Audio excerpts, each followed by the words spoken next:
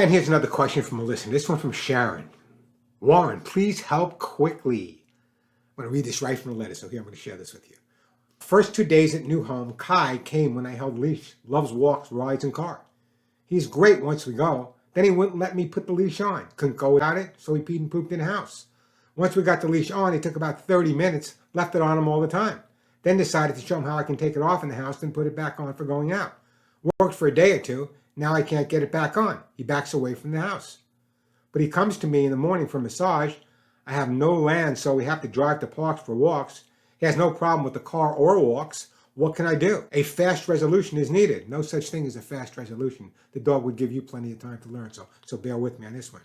The first 2 days he slept in bed with me. Then he refused, insists on sleeping in his little bed upstairs, and often sleeps on carpeting atop the stairs. I listen to your program. You seem to be able to help people no matter what the problem is. Please. Kai was born in Beijing and rescued with the at a construction site with his mom, sister, and his brother. Kai was transferred from foster to foster, waiting for the pandemic to be over. Last September, he finally came here. Here we go again. Foster to foster. Thank God you got him. I'm so happy for you, Sharon. I hope the dog understands he's in the land of the free now. But listen to me carefully. And this is really important. You know, we hear the term separation anxiety all the time. The fact that this dog went to so many homes, I don't think it's separation at all. I think he's a fear of abandonment.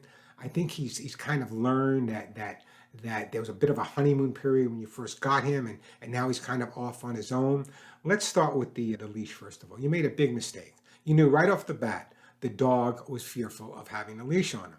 So you got it on him, and then you left it on him, which is going to make him more fearful.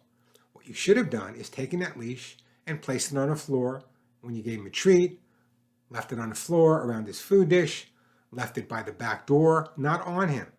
That's what you should have done rather than force him to wear it.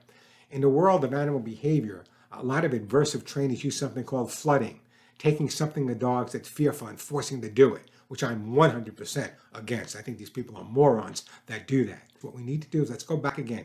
Brand new leash, brand new harness or collar, whatever you're using. I prefer harness. What I want you to do, just put it on the floor, let the dog get used to it. Then maybe lay it over his back, take it right off and give him a treat. Don't try to put it on him. Little by little, that confidence factor will build up again. In this situation, you have to understand what this poor dog has been through. Home to home to home, sent thousands of miles. Number one, I know you're in a hurry. Please help me quickly. That was your first line. And I understand that. But take it from someone who's had as many as 30, 35 dogs at a time. Given time, given patience, and also understanding the concept of little by little by little by little, accept little positives. Don't focus on the little negatives, accept the little positives, and spend more time praising the good than correcting the bad, and the bad will take care of itself. In terms of sleeping in other areas, in the area where he's sleeping, what you might want to try is taking an unwashed article of your clothing and placing it in the area where he's sleeping. Once he gets more comfortable there, he'll make a decision whether he wants to sleep in bed with you or not. Perhaps he was corrected for sleeping in bed, but perhaps he never had the opportunity to sleep in bed. Perhaps he was in bed with a lot of other dogs. A lot of things could have been going on here that I don't know.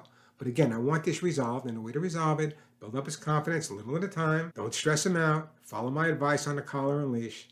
And little by little, you'll start understanding. The other thing you might want to try is if he has a favorite person besides someone in your family, you might want to try just showing him the leash just before that person comes into the house so he associates the leash with positive.